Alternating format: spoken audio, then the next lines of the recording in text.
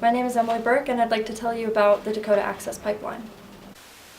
Over the Dakota Pipeline. Or Dakota Access Pipeline. Over the Dakota Access Pipeline, which would carry North Dakota crude oil to the U.S. Gulf. And despite this kind of injustice isn't new, and we're seeing it right now in North Dakota. The Dakota Access Pipeline was built less than half a mile upstream of the Standing Rock Sioux Reservation, where it threatens to contaminate not only their only water source, but also destroy culturally significant lands. In response to its proposal, thousands of people banded together to protest the pipeline. This included people from other Native American reservations, from other social movements, even well-known celebrities who pledged to stand with Standing Rock. These protesters claim many points in their fight against Dakota Access, one of the most significant being that the construction of the pipeline itself is a violation of their constitutional rights. The Constitution outlines treaties as the law of the land.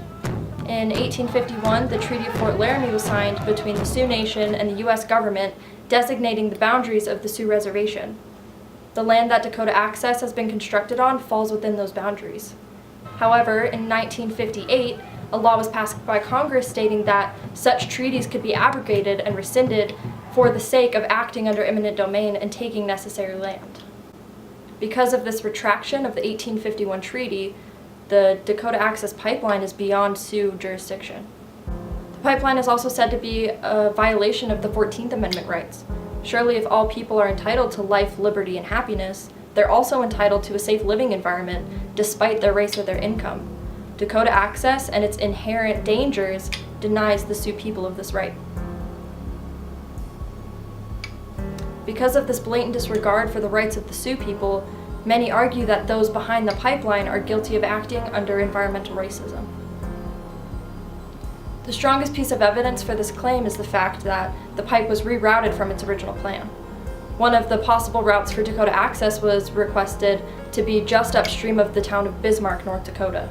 However, it was later denied due to the inherent risks to this city's water supply. How can it be that the water source of the Sioux people is not equally worth protecting? The Sioux has attempted to prevent this violation of their rights through the U.S. judicial system.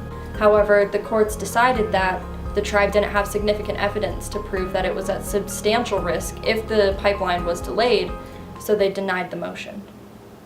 One of the main questions people ask is, why is the pipeline so worth it? What can be worth putting this many people at such risk? And the answer is money. This is a sound, safe, and environmentally secure approach to infrastructure. It was a good infrastructure plan when it was proposed.